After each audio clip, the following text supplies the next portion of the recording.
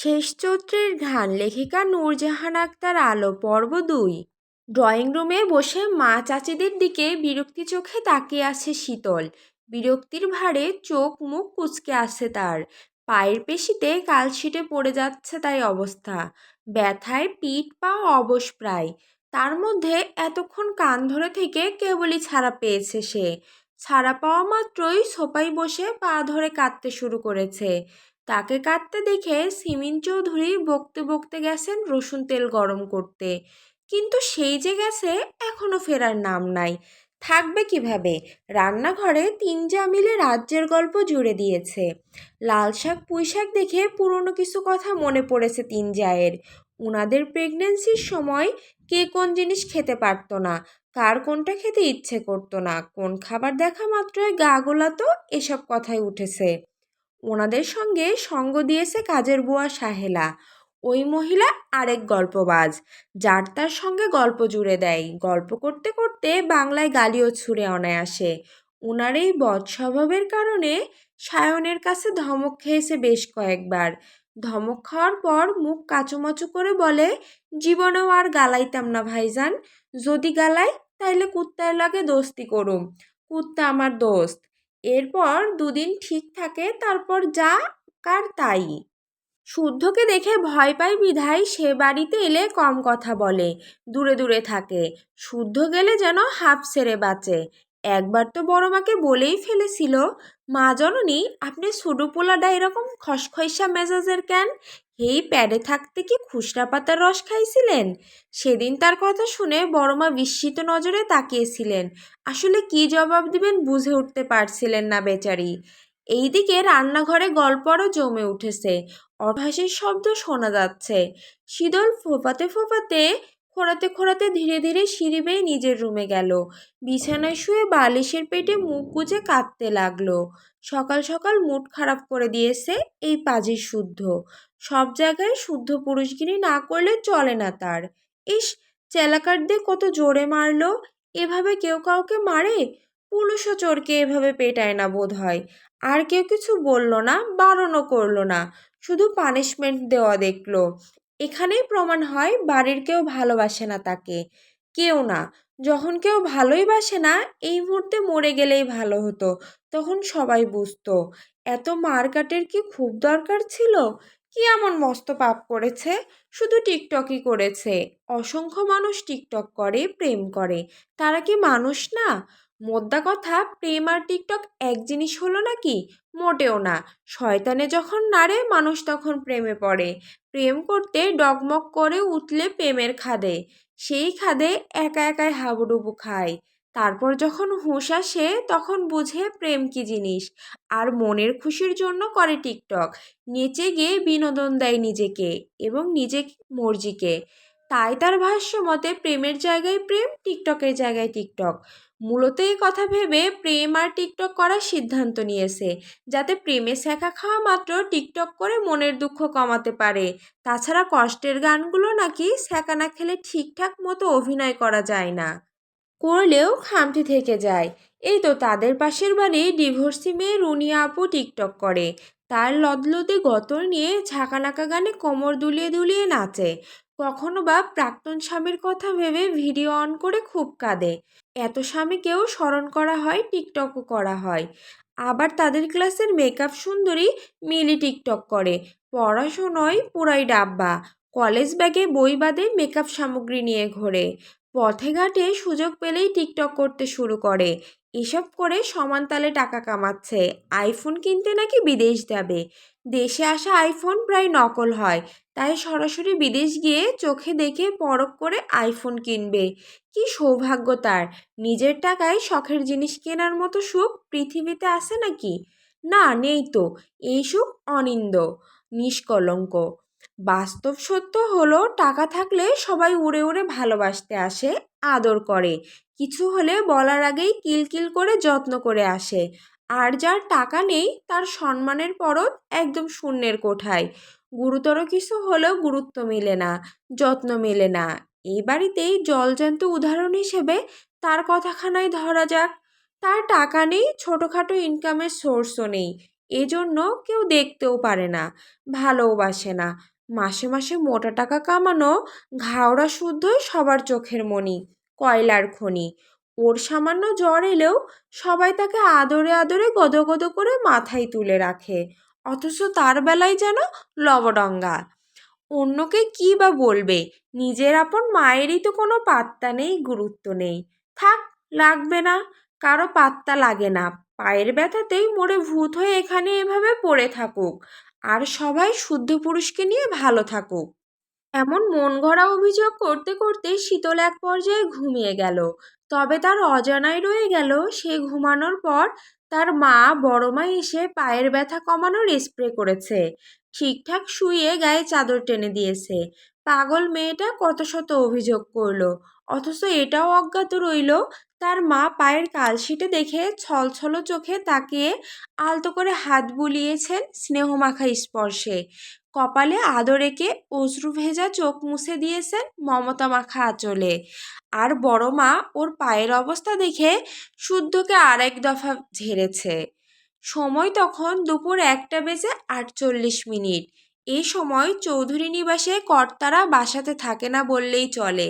Office থেকে বাসায় ফিরে লাঞ্চ সারা সম্ভব হয়ে ওঠে না, ব্যস্ততা থাকে, কখনো মিটিং থাকে, হিসাব নিকাশের ব্যাপার থাকে, মধ্য কথা সময়ের সঙ্গেও পেরে ওঠা মুশকিল হয়ে দাঁড়ায়।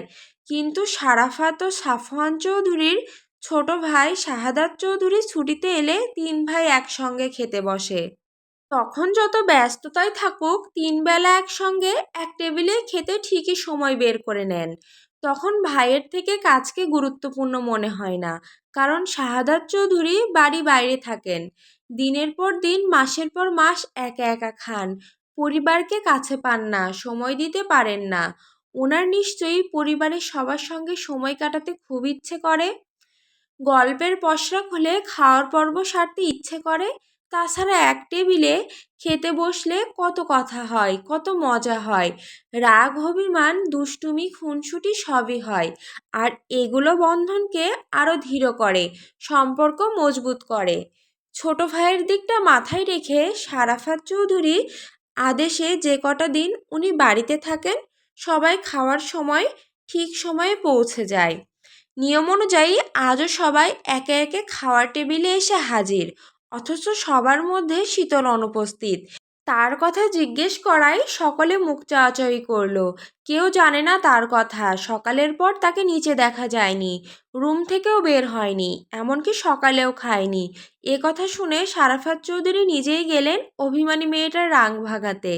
উনি না গেলে তাকে কেউ আনতেও পারবে না, এ কথা কারো অজানা নয়।